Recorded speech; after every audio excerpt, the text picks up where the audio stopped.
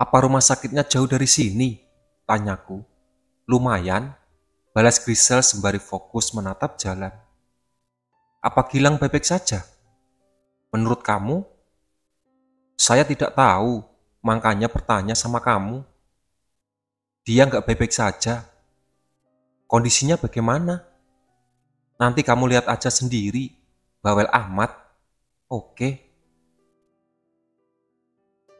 Setelah menempuh kurang lebih setengah jam perjalanan, kami tiba di rumah sakit. Penampakan kami yang berdarah-darah sempat menjadi pusat perhatian. Salah satu perawat terlihat panik dan langsung mengajak Grisel ke ruangan IGD, tapi ia menolak, malah mengajakku naik ke lantai 3. Saat pintu lift terbuka, terdengar suara orang teriak-teriak.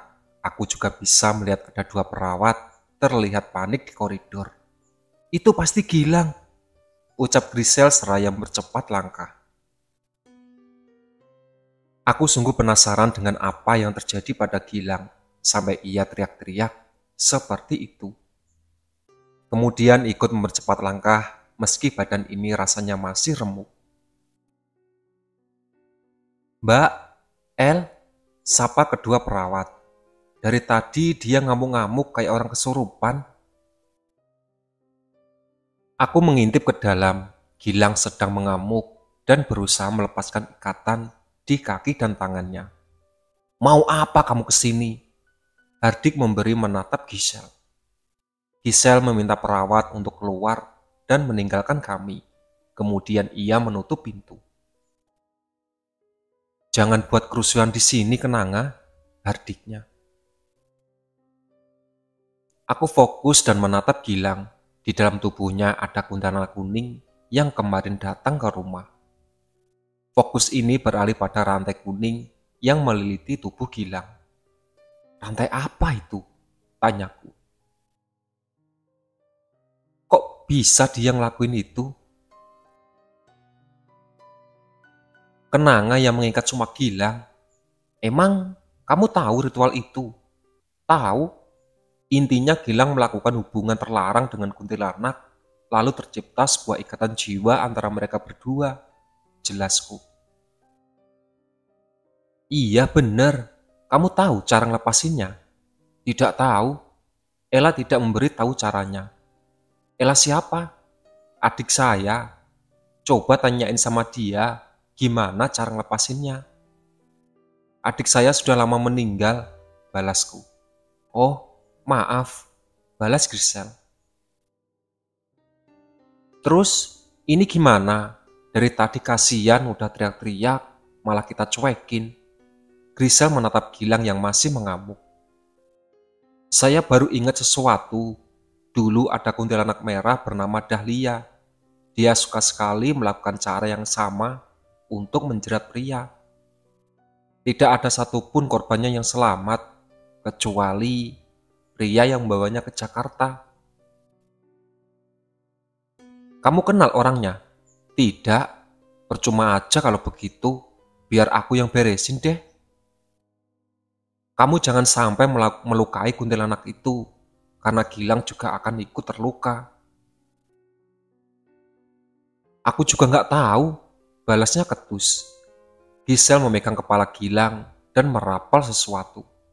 Kenanga melihat kepanasan, tapi ia menolak keluar dari tubuh Gilang. Kakek Abdullah, Nyi Ambar, dan kakek Danu datang. "Gimana cara bawa Gilang dalam kondisi kayak gini, Nyi?" tanya Grisel. "Kamu harus buat Gilang tidak sadarkan diri," balas Nyi Ambar. "Pakai sirup?" "Bukan, tapi dengan cara lain." "Cara apa?" "Obat bius," sautku.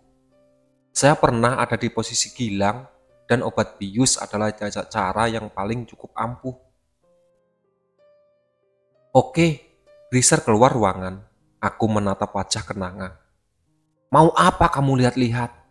"Suka sama saya," ucapnya. Aku mengerutkan dahi. "Makhluk jelek seperti kamu terlihat menjijikkan. Kurang ajar. Lihat saja nanti, kamu akan tunduk seperti dia."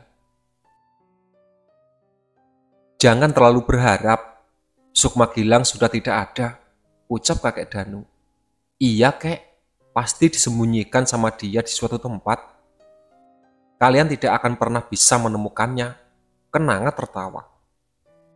Dua jin memang sangat luas, tapi kami pasti bisa menemukannya. Yang terpenting sekarang Gilang harus lepas dari jeratan Kenanga. Grisel masuk ke ruangan sembari membawa dua buah suntikan. Dokter atau perawatnya mana? Tanyaku. Biar aku saja, sautnya. Memang kamu bisa? Bisalah, orang aku yang punya rumah sakit ini. Oh, pantas rumah sakit ini memiliki energi yang sangat negatif. Jangan diem aja kamu di situ. Bantuin aku pegangin badan dia, omelnya. Oke. Aku menahan tubuh Gilang dengan sekuat tenaga. Saya tidak bisa menahan terlalu lama. Selain sakit, tubuh ini masih terasa lemas. Grisel menyuntik obat bius sebanyak 2 kali. Tubuh Gilang perlahan melemah. Tak berselang lama ia tak sadarkan diri. Manapun berusaha kabur, tapi tetap dulu ditangkap oleh kakek Abdullah. Sekarang dia mau dibawa kemana? Tanya Grisel. Bawa ke rumah saya saja, di sana aman. Ya, itu satu-satunya tempat aman yang terlintas di pikiran ini. Oke deh, kita berangkat sekarang. Grisel meminta beberapa perawat membawa Gilang ke lantai dasar. Di depan rumah sakit, sudah ada ambulan yang menunggu. Sebelum masuk ambulan, ia mengajakku untuk mengobati luka-luka di tubuh. Kenapa pakai ambulan? Tanyaku seraya keluar dari ruangan pengobatan. Aku capek nyetir, saut Gisel. Iya juga, tenaga kami sudah berkuras habis akibat pertarungan tadi. Masih bisa berdiri saja, sudah sangat untung. Kami memilih duduk di depan belakang, menemani Gilang. Jaga-jaga kalau dia tiba-tiba mengamuk. Meski itu bisa dibilang tidak mungkin, karena posisi Kenanga sedang diikat oleh kakek Abdullah. Ambulan melaju ke rumahku, kelurik Gisel yang dari tadi menatap ponselnya. Kenapa kamu berhadapan dengan teman sendiri? Tanyaku. Pengen aja, balasnya. Saya rasa alasannya bukan cuma itu. Alasannya nggak begitu penting. Yang penting kamu diem. Ia melirik supir. Oke, aku lupa kalau kami tak sendirian di dalam ambulan.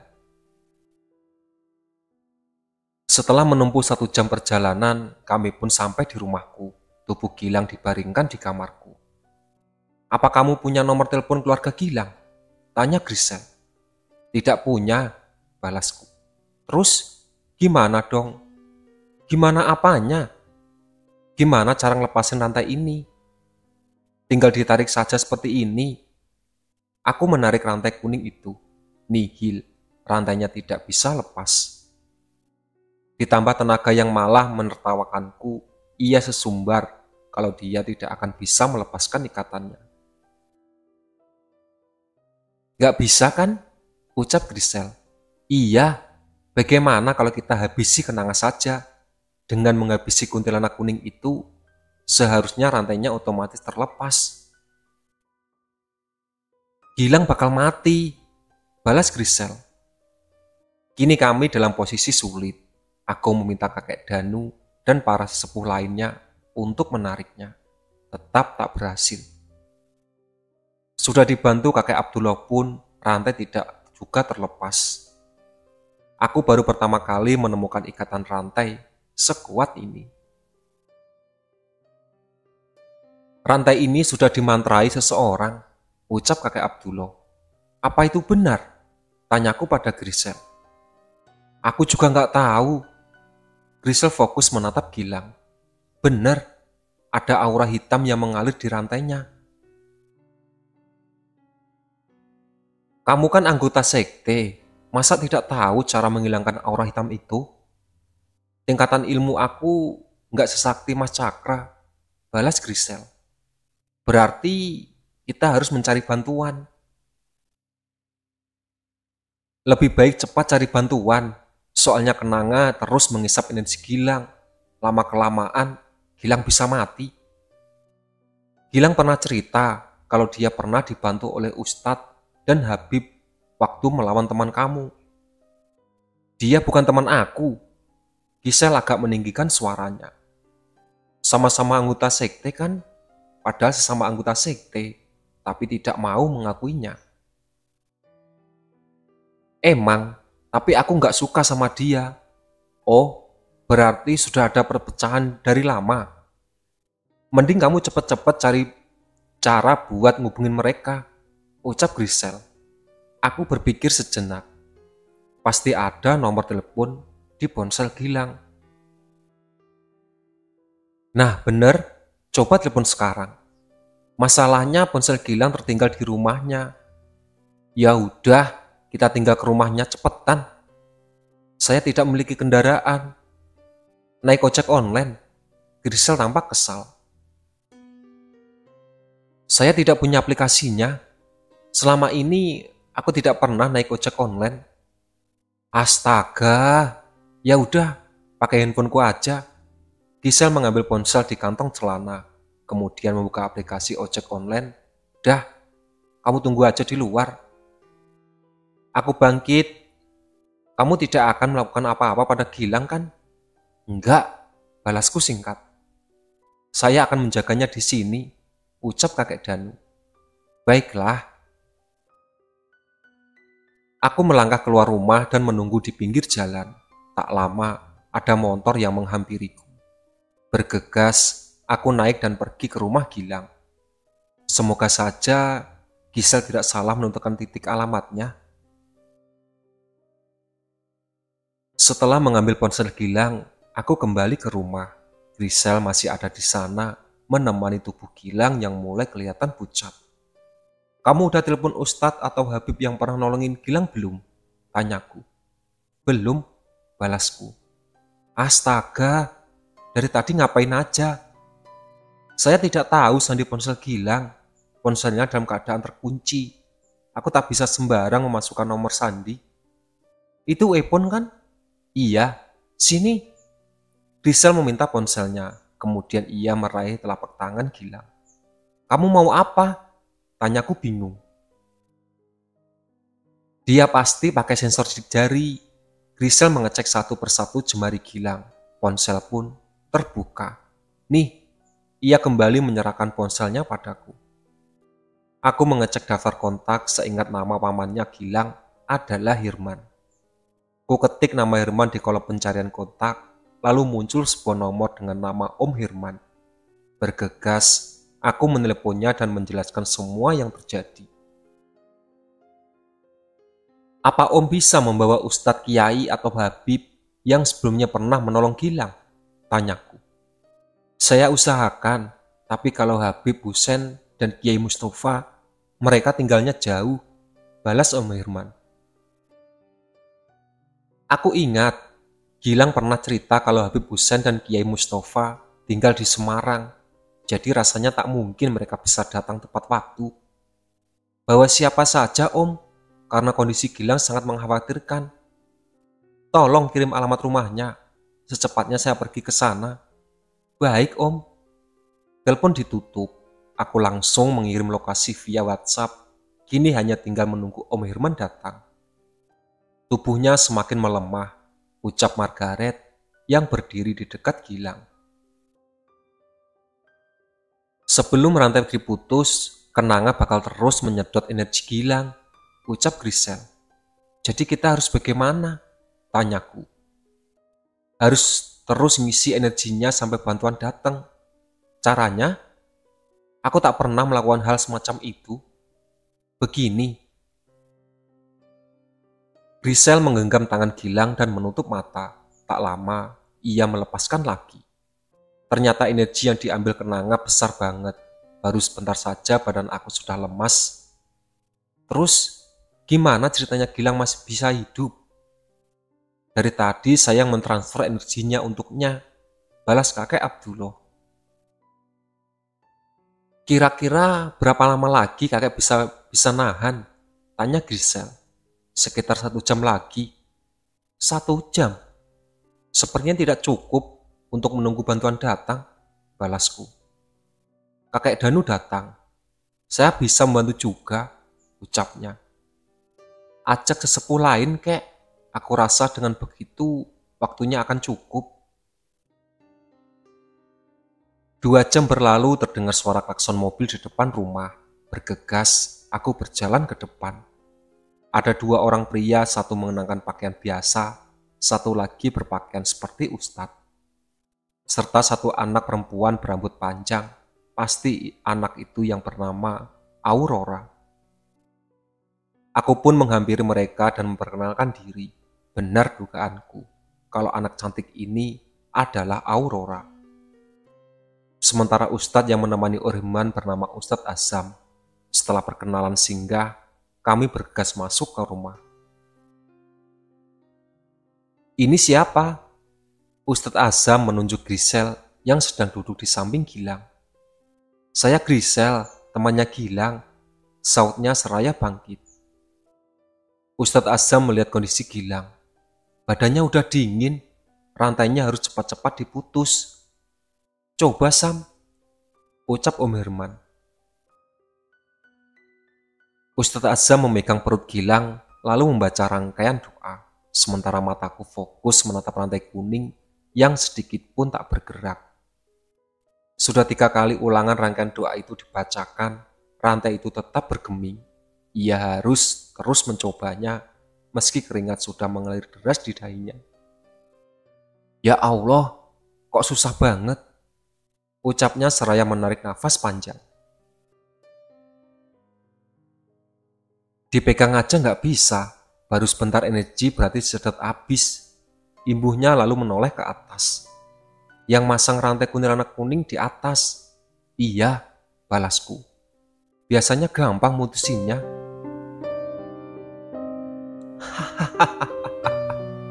Kenanga tertawa girang. Ini bukan rantai biasa. Kalian tidak akan bisa memutuskannya. Aku melirik ke atas. Sudah diikat saja, ia masih begitu sombong. Seharusnya kayak Abdullah menyumpal mulutnya.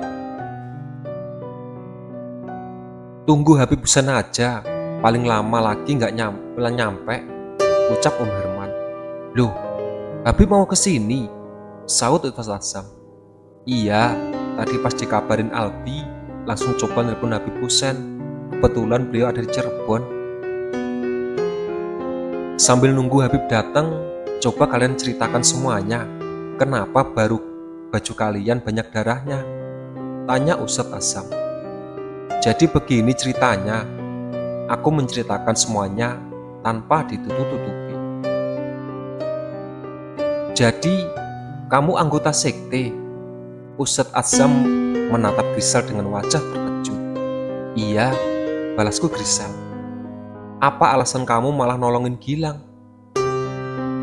Saya nggak bisa kasih tahu alasannya. Kenapa? Kamu punya rencana jahat? Tuduh Ustadz Azam. Enggak.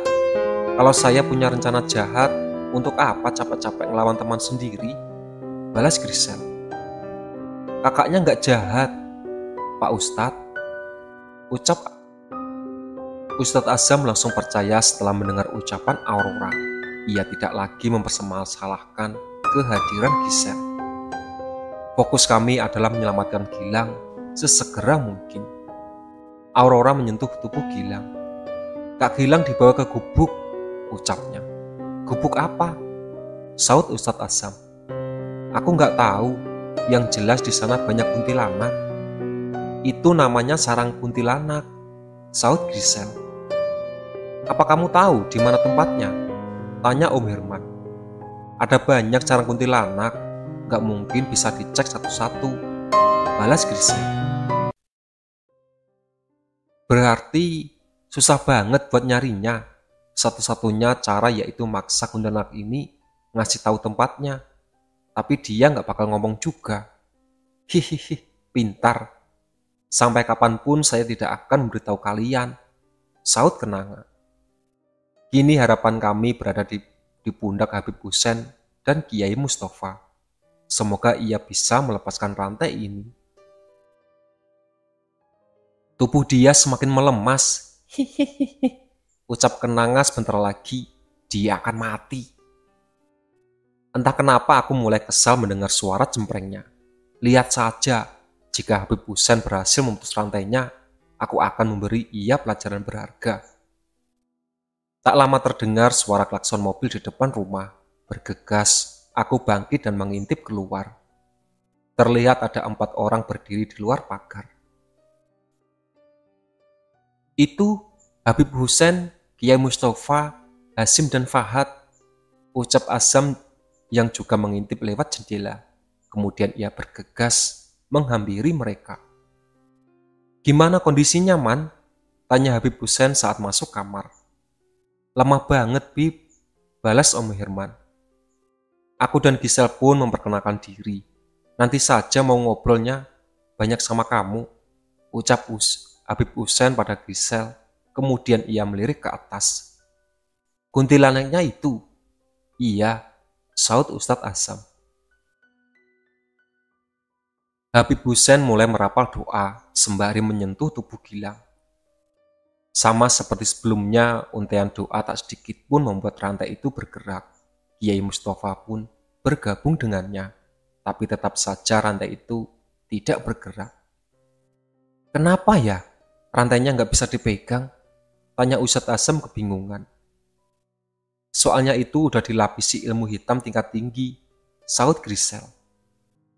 Apa kamu tahu cara ngelepasannya? Tanya Habib Hussein. Saya sama ayah udah coba, tapi nggak berhasil, balas Grisel. Kamu bisa pegang rantainya? Bisa, coba pegang. Grisel duduk di tepat di samping tubuh Gilang. Kemudian ia menutup mata dan merapal sesuatu. Bulu kuduk ini meremang saat merasakan ada energi besar keluar dari tubuhnya. Ia mengulurkan tangan dan berhasil memegang rantai itu. Coba ditarik, perintah Habib Hussein. Rizal menarik rantai itu, tapi tidak bisa melepaskan dari tubuh Gilang. Perlu energi besar untuk narik ini, dan saya tidak bisa. Tahan, biar saya bantu. Habib Hussein menyentuh kepala Gilang. Rantainya sempat bergerak sedikit. Ustadz Azam pun bergabung, disusul dengan Hasim dan Fahad. Aku bergerak untuk ikutan membaca doa sembari memegang ujung jempol Gilang. Aurora memegang telapak tangan Grisel. Aku boleh ikutan kan? Tanyanya dengan suara imut. Kami pun berusaha menariknya secara bersama-sama. Rantai bergerak perlahan, lalu berhenti. Coba fokusin ke satu titik, ucap Habib Hussein. Ia meminta fokus ke bagian perut saja. Krek. Rantai bergerak lebih cepat. Ah! Aku berteriak sembari menarik sekuat tenaga. Teng! Ikatan rantai berhasil dilepas. Efek sampingnya membuat tubuh kami semua lemas. Di saat itulah Kenanga mengambil kesempatan untuk kabur. Bergegas aku memegang tali yang mengikatnya, menahannya agar tidak bisa kabur. Mau kemana kamu? Teriakku. Habib Hussein menarik tali itu. Sim, bisa Bib, saut Hasim. Kenanga ditarik tubuh Hasim, lalu dikunci hingga tak dapat keluar. Lepaskan saya. Ia merengek seperti anak kecil. Kemana kamu bawa Sukma Gilang? Tanya Habib Hussein. Saya tidak akan memberitahu kalian. Oke. Habib Hussein memegang tangan Hasim sembari merapal doa. Sontak Kenanga melihat kepanasan, namun ia tidak mau terbuka mulut. Terpaksa Habib Hussein menyiksa lebih keras. Ampun, dia ada di Gunung Sanggabuana, ucap Kenanga lalu menangis. Di mananya? Saya tidak tahu, itu urusan ratu. Ngomong yang jelas, ratu siapa? Ratu Kuntilanak, saut Grisel. Itulah sahabat cerita dari Sekte Para Pencari Tumbal. Ditunggu part selanjutnya. Oke.